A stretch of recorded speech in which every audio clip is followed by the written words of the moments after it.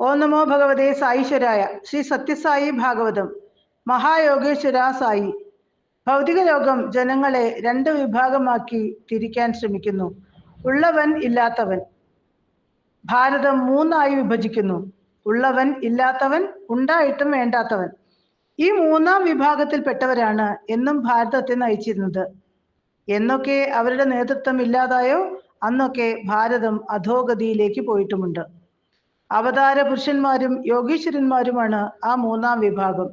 സമസ്തവും അവരുടെ കൈപ്പിടിയിലുണ്ട്. പക്ഷേ അവർക്ക് ഒന്നും വേണ്ട. അവർ ശ്വസിക്കുന്നത് പോലും ലോകമംഗളത്തിനായി.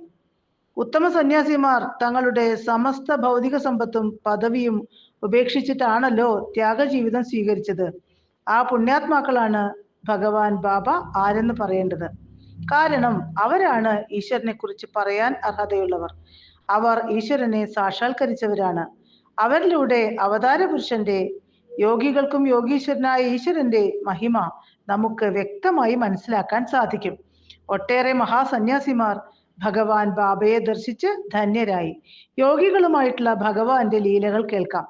അതിലൂടെ യോഗേശ്വരനായ സായിനാഥനെ അറിയാം. ഓം തത്സത്ത്.